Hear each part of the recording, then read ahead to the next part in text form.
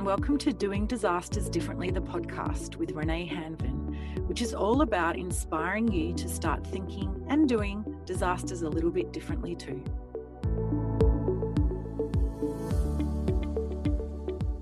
In this episode, I'm talking with Amanda Leck, the Executive Director of the Australian Institute for Disaster Resilience, and we're talking about the future of disaster resilience in Australia. So a little bit about Amanda. Amanda's the Executive Director at AIDR, where she leads a program of work on behalf of the Commonwealth Government. While formerly funded via the Department of Home Affairs and Emergency Management Australia, from the 1st of July 2021, AIDR transitioned under the new National Recovery and Resilience Agency. Amanda is a community development and engagement professional with a proven ability to provide leadership and strategic direction in the planning, implementation, and delivery of programs in a very complex environment. She's 30 years of experience in the emergency management and community sectors, working with CFA Victoria, local government, and AFAC, the National Fire and Emergency Services Council, all prior to her appointment leading AIDR. Amanda has significant experience in establishing partnerships with all levels of government and the business sectors and has demonstrated leadership and management experience. Her skills include communications and stakeholder engagement. Now, I always like to start with where we met. So I first met Amanda a few years back when I began my conversations with the Australian Institute for Disaster Resilience, given it's the national body to drive resilience in Australia. And we all know how passionate I am about that.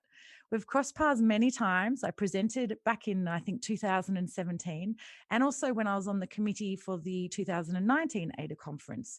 And most recently, when I was part of the working group for the Community Engagement for Disaster Resilience Handbook, led by the amazing Margaret Morton. Amanda and I have a deep passion for resilience, and it's really great to have a peer in the sector that appreciates the role and the contribution the private sector and all businesses can make. Amanda, thanks so much for joining me. Thanks for having me, Renae. Now, let's start. Can you share for others, not from the sector, what is the Australian Institute for Disaster Resilience, or also known as AIDR?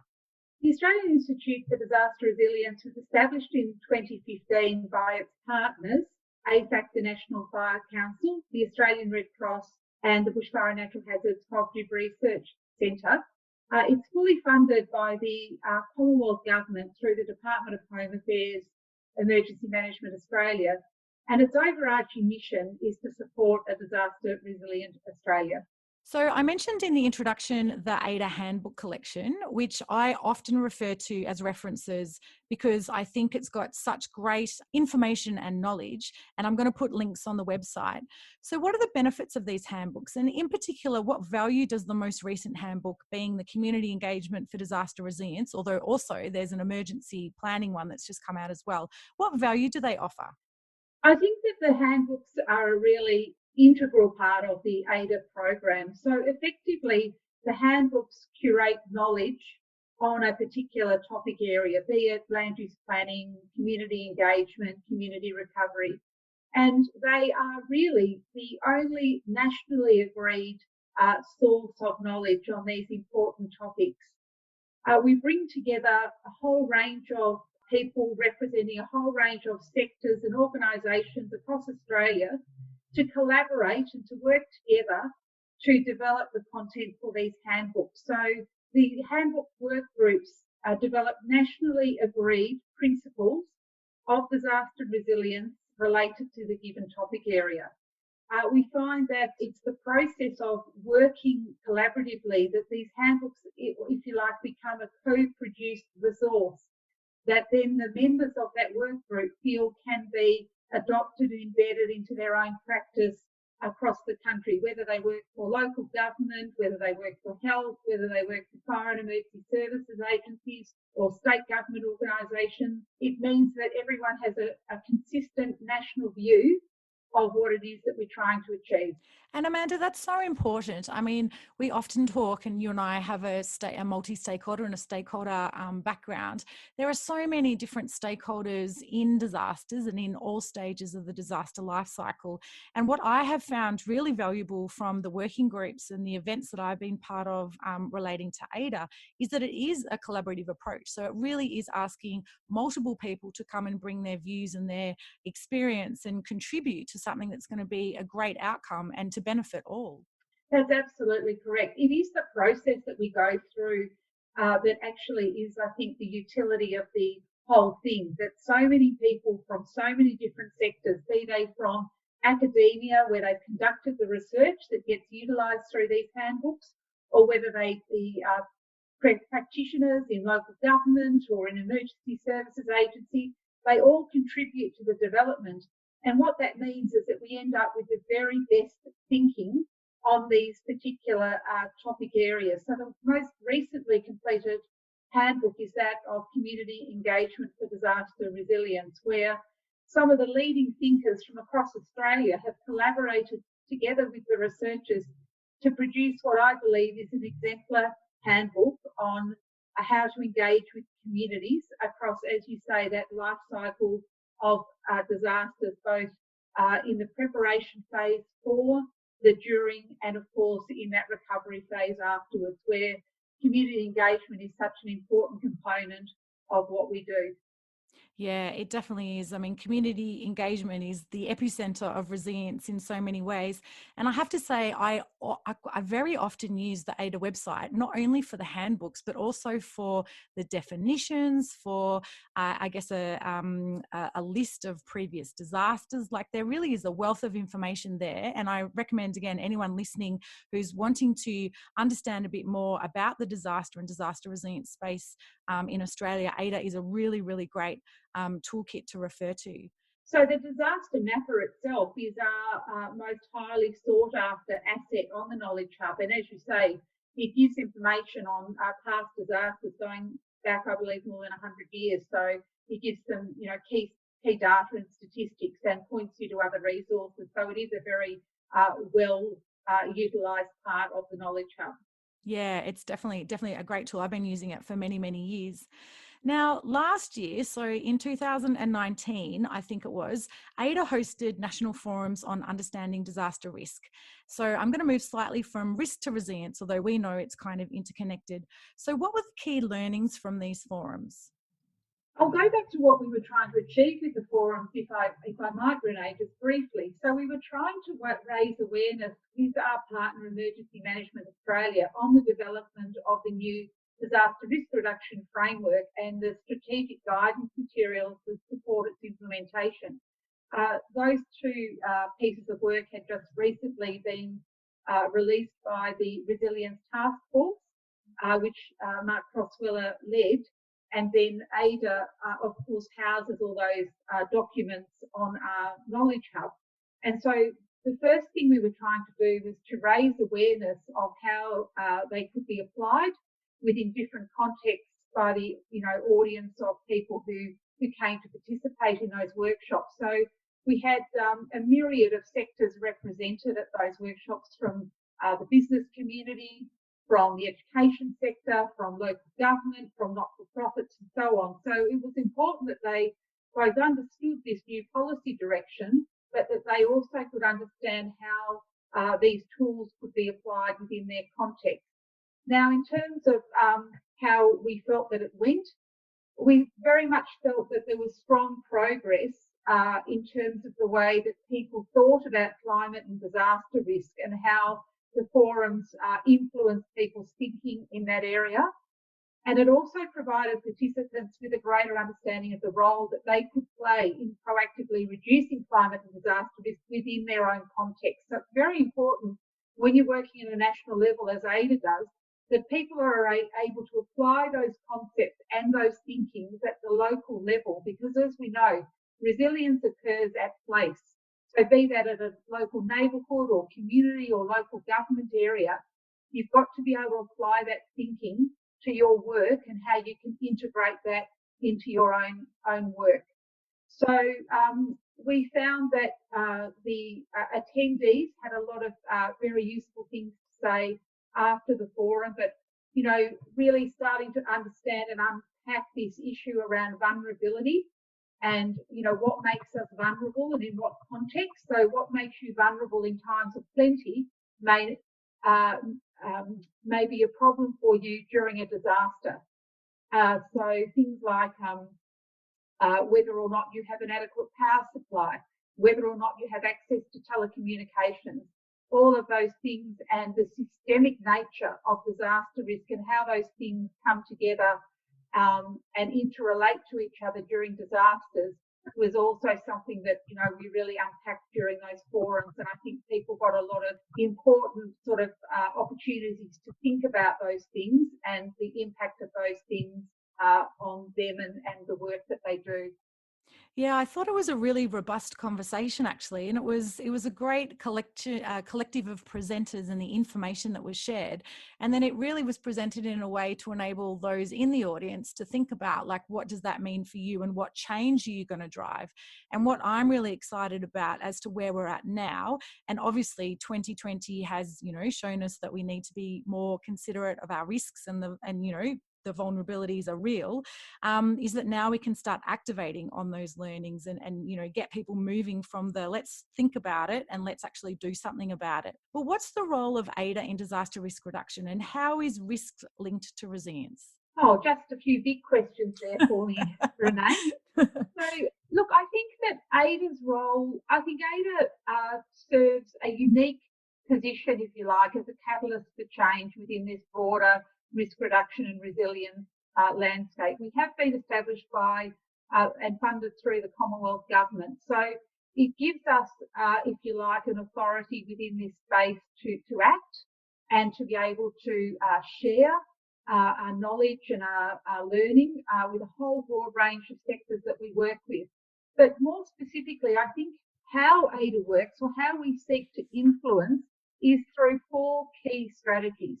The first is that we actively support, grow and sustain a range of networks across sectors and jurisdictions. So whether they be networks for disaster resilience education in schools, or perhaps disaster resilience practitioners working across state and local government and emergency services agencies and the education sector, or whether they be communities of practice or those working in jurisdictional emergency management, AIDR sustains and grows these networks of people so that they can come together and they can collaborate. Then another strategy that we have is we try to enable those with a role in disaster risk reduction to come together to learn and develop and innovate together. So we do that through the delivery of a range of professional development event opportunities.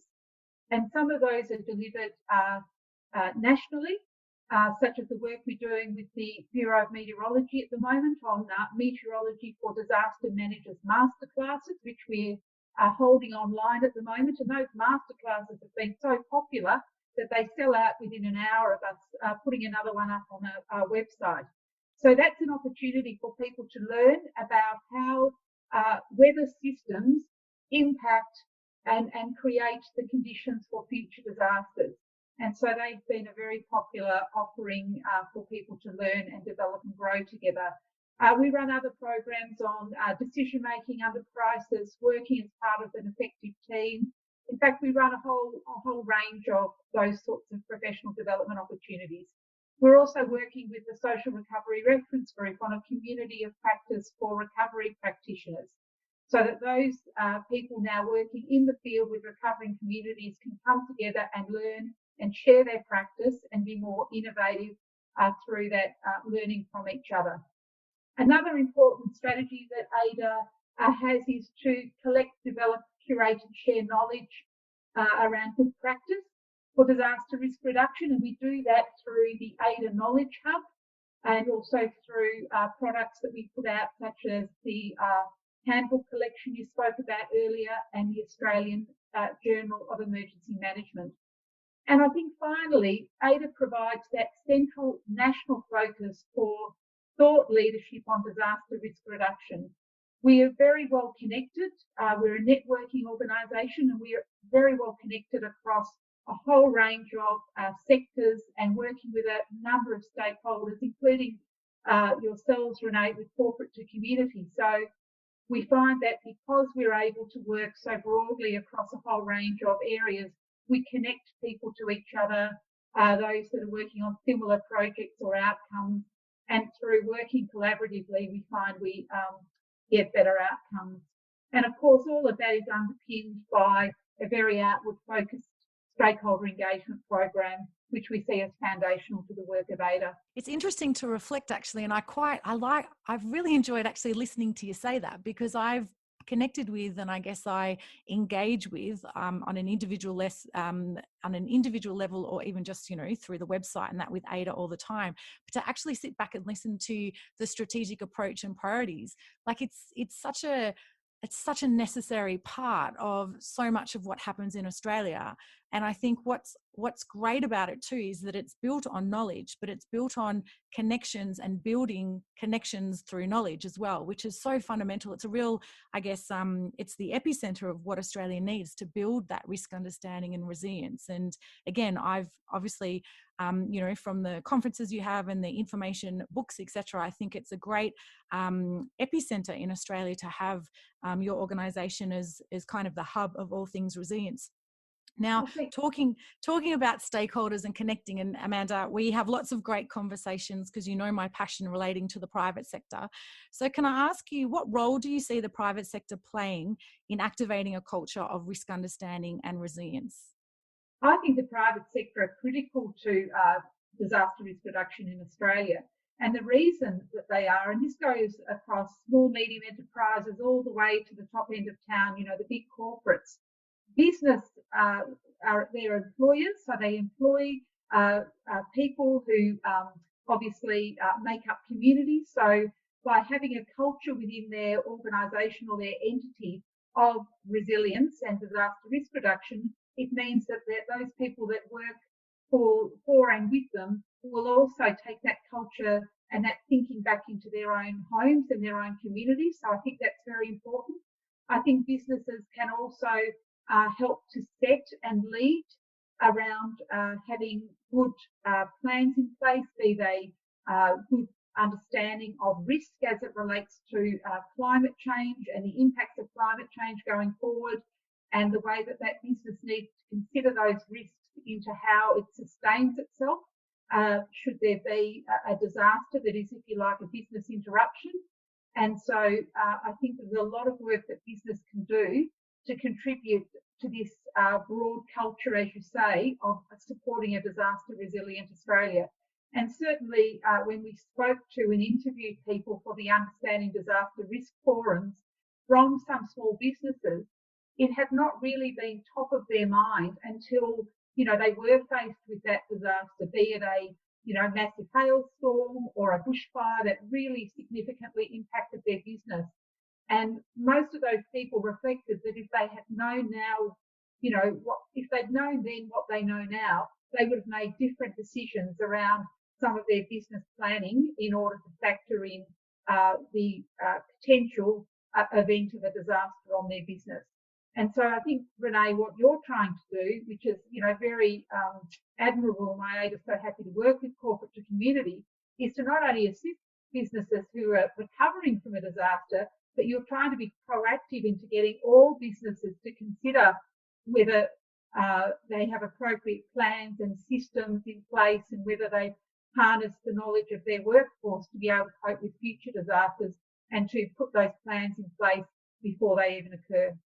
Yeah, thanks, Amanda. It is. I feel like we're a perfect extension of kind of what you're doing at AIDR, obviously focusing on the business sector, because we often say that in many ways businesses are communities. If we don't have thriving and resilient businesses, then our communities can't thrive. And the best thing a business can do for its community, as well as for obviously its owners and shareholders, is to keep trading. So as much as we can put some new focus into preparing businesses as to what they can do, how they can adapt, how they can prepare and plan to be able to keep trading for their employees and for their customers and for the wider community, it has to be, a best practice and a win-win kind of all around. So can I ask, what's the future then, or what's the focus for AIDR in the future in terms of your strategic priorities in the next, say, 12 months? So in the next 12 months, we've really focused on those 4 strategic areas I spoke about earlier. Obviously, AIDR has a program of work going forward, which we deliver on each year. But I think that AIDR's just entered into a new contract with the Commonwealth, and it is an outcomes-focused contract. So we've just put together a theory of change to understand AIDR's contribution to supporting a disaster resilient Australia. And this goes, I suppose, to your previous question, which was how does disaster risk reduction contribute to disaster resilience? And they are intrinsically linked. We can't have a more resilient Australia unless we set out now to reduce the risks that we face, not only now, but into the future. So our real focus area for the next 12 months will be to grow and sustain those networks that we spoke about. We have more than 600 people involved in the Disaster Resilience Education Network. So we certainly see that this disaster resilience network will grow. And obviously we want to continue to support the community of practice for recovery workers. We see that as very critical at this time as communities right throughout, New South Wales, South Australia and Victoria move further into their recovery journey. We have a program of professional development event opportunities underway. AIDR reframed our whole business when COVID hit, and we moved the delivery of all of our professional development programs to an online environment, including the Australian Disaster Resilience Conference. And we found that not only has that been a successful strategy for us, but it's meant that we can be more inclusive, and in fact more people can join with us in an online setting than was able to do so in our face-to-face activities. So we see that as a critical capability that we build going forward. And finally, I think we want to continue to cement our position as a thought leader on disaster risk reduction, and to just continue to work with the range of stakeholders we work with to try to, build this disaster resilient Australia. I think we're seeing a real momentum now around this, and I think with the what happened with the Black Summer of Fires and then with the COVID pandemic, we see that more and more people understand the need for us to take action, to be more aware of what can occur during a disaster, and to be, well planned and to have plans in place, and to understand what, people will do to reduce that risk, and to be able to continue on with their businesses, with their, with their lives effectively in a whole range of ways. So pretty quiet 12 months ahead for you, Amanda, then. Yes, business as usual for AIDR. And again, so many great things come out of AIDR, and we're really looking forward to activating a lot in the business space with you as well. Now, my final question is always the same, and this can be anything. It doesn't have to be related to specifically what you do or your work, but what would be the 2 things you'd like to be done differently in the disaster resilience space? That's a hard one. I think why it's hard for me is that I am an optimist, and I see so much great work already occurring. So in terms of what I would like to see done differently, I think I would like to just see more action on disaster risk reduction. So it's not so much about doing it differently, but just encouraging, greater and greater involvement and action on reducing disaster risk, whether that be at the individual level or the household level, the community level, local government, state government. I think, we need to collaborate more to solve these problems, and that's why I'm pleased that AIDR is partnering with corporate to community, because I think the business sector is a critical driver of some of this change. But we do see momentum growing. And I think those of us who are champions of these messages need to just keep engaging with our stakeholders and encouraging them to take action, whatever that action looks like for them. We have resources, we can assist people. So please get in touch if you think that we can assist you. And if we can't assist you, we will probably be able to link you in with someone who can. Yeah, it's just taking little small steps, or steps as big as you can. But I think anyone, there's not any business pretty much, or individual or community who hasn't been impacted by an element of disasters, particularly in 2020, that, there's so much to learn, and there's so much that you can do, that you don't have to do, the big finale of resilience to change. You can just start with those small steps and then progress at your own pace. Amanda, thank you so much. It's been so lovely to chat with you. So In this episode, I've been talking with Amanda Leck, and she's the Executive Director of the Australian Institute for Disaster Resilience, also known as AIDR. And we've been talking about the future of disaster resilience in Australia. Amanda, thanks again. Thank you, Renae. It's been my pleasure. That's the end of this episode of Doing Disasters Differently, the podcast, which I hope you found to be relevant, informative, and inspiring. If you're interested in participating in the conversation or to connect with me personally, please visit corporate2community.com. Until the next episode, stay safe and remember we all have a role to play in thinking differently and doing differently before, during, and after disasters.